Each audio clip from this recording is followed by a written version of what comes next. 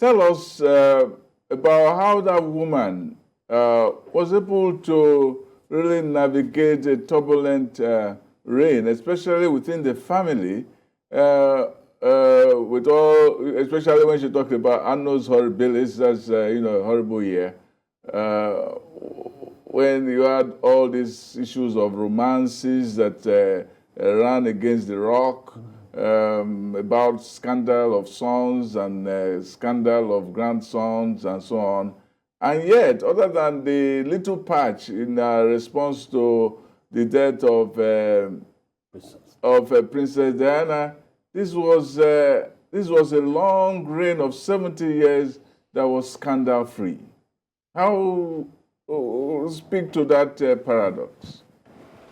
Well, thank you very much. I think there will be only one queen, and there's no way that any other monarch or sovereign that will do as much as she has done for humanity and for the British people.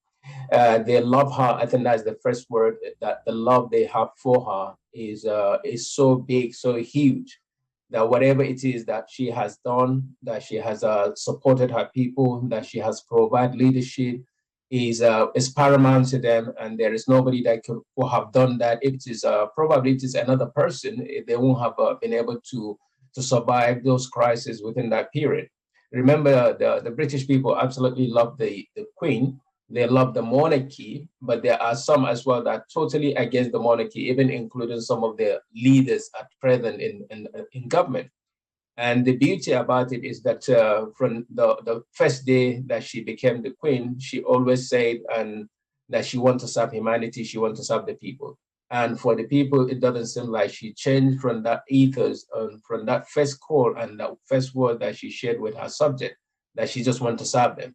Now, of course, she is the queen, so her inheritance or her richness and wealth has nothing really to do with her, because it comes with the dynasty of their family being the subject and being the royal family. So indeed, again, one has to take into account that, yes, the crisis during the death of Princess Diana, the divorce with Prince Charles, is something that was there, is unavoidable. But let's take into consideration that we live in a modern day with technology, which wasn't there in the early days of our time.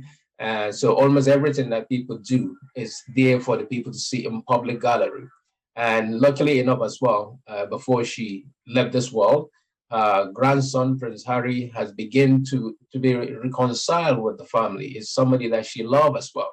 So when we look into all these things that's happened over the years, one has to give her massive credit. And that is why you see a lot of people already coming to London, going to Buckingham Palace, hanging around and now just waiting to the demise of one of the longest reigning monarch in the history of Britain. And I don't think there will be any other person in 100 years to come that will probably reign for as much as she has. So it's a credit to her. And one beautiful thing that what we have to take into consideration as well is the British people live with history. They live with story. That is something that you have to give credit to them for. And so for the next 1,000 years, the next many years, that God will give us opportunity and other people to be, that record, that history will be there for the British people and for the world at large, especially the Commonwealth. And of course, that again now lead into a new aspect, a new era, which we now have Long Live the King Charles III. You're watching TVC Breakfast. On this segment, we're looking at the life and times of Queen Elizabeth II, the Queen of England, who passed on yesterday to join her ancestors. And that's how we say in the African continent. And we have guests helping us to make sense of all of that on the program right now. Olufemi Aino is here in the studio, as well as Alistair Soyode joining us on Zoom from London.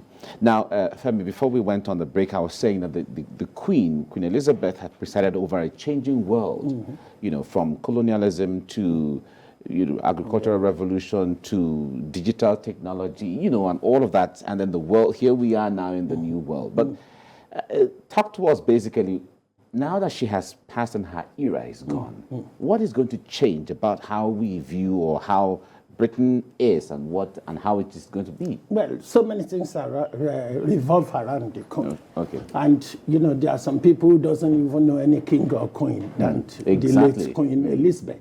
And now that she has passed on, there are so many changes people will notice.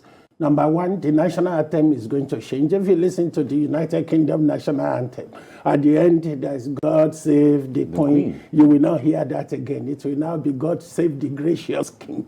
Wow. Because we now have King Charles. And then the currency is going to change, because if you look at the British pounds, you can see this is £1. You can see the Queen head there.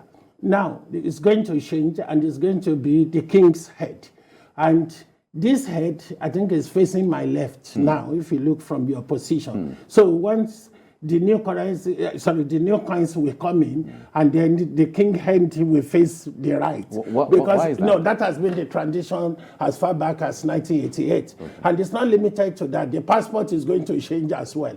Because don't forget, this is the British passport.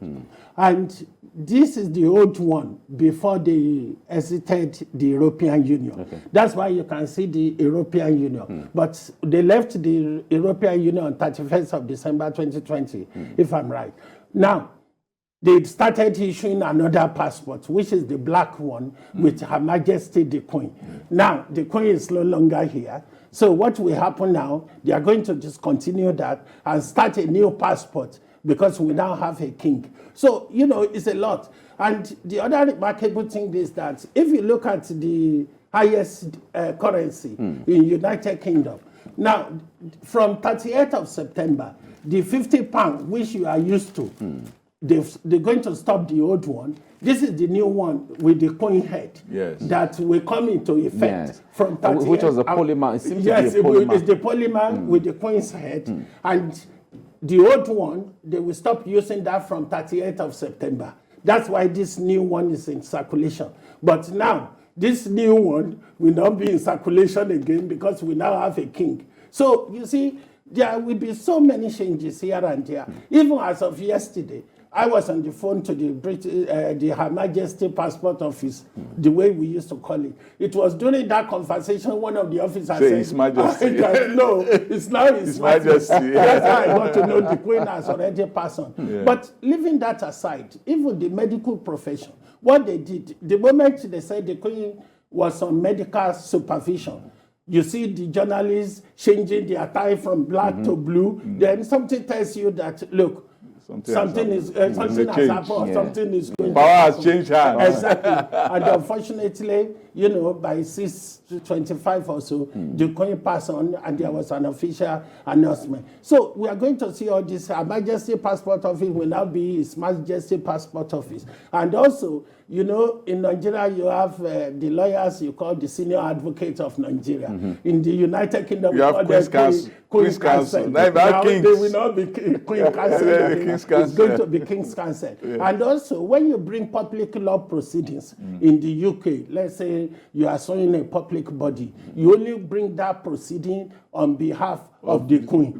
Take, for instance, let's say you want to sue the Sudok Council, for instance. We are going to say the Queen on the application of Mike. Yes. Yeah. But now it's going to be the king on the application of this. If you have a criminal case in UK and the police charge you, they will say Regina versus Mike Okoshi. Now, there's no Regina again, because Regina is a Latin word for the Queen. It's going to be Rex versus the state. So, Rex, a lot of people are changing their letterheads, and there are a lot of changes. People are now, things hang on the wall are going to be removed because we have a new king. So it's a new So you have Rex Britannica. It is the end of an era. Rex.